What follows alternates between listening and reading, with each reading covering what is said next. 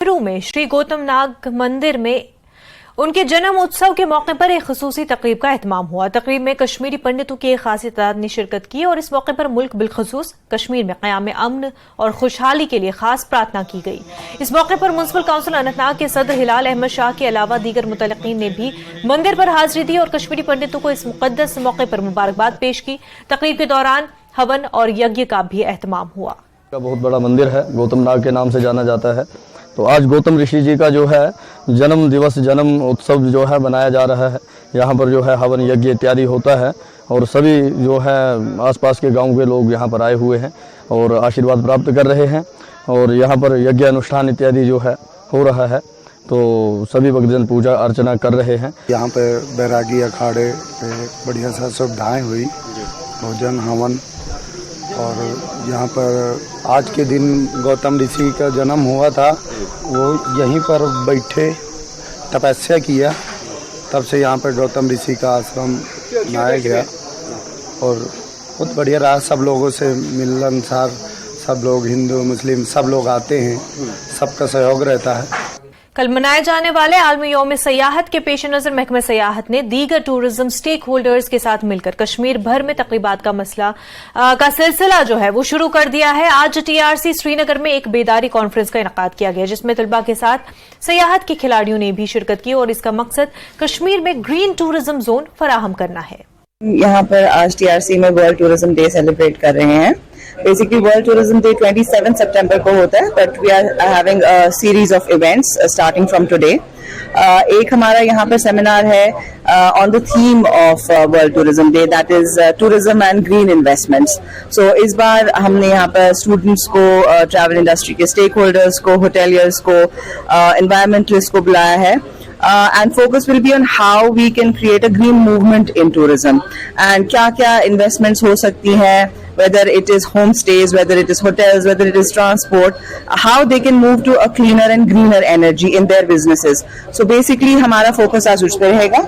And then also हमारा एक week long cleanliness drive है of Kashmir Great Lakes। आपको तो पता है कि we have had unprecedented adventure tourism in Kashmir and उसके साथ अपने challenges होते हैं how to keep those tourist destinations clean.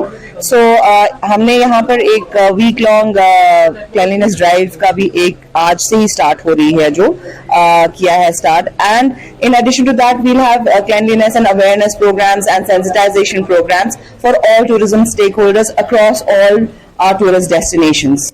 महकमा PHE में काम करने वाले यौमिया उजरत वाले, कैजुअल मजदूर, सीजनल मजदूर, ITI वर्कर्स, जमीन के अतिया दहंदगान ने आज राजबाग श्रीनगर में कम अज कम उजरत के कानून के निफाज और माहाना उजरत का इजरा का मुतालबा करते हुए एक एहतजाजी मुजाहिरा किया। उन्होंने LG इंतजामिया से इस मामले में मुदाखलत करने की मांग की और इस सिलसिले में जल्द अज जल्द हल करने की इंतजामिया से अपील की गई।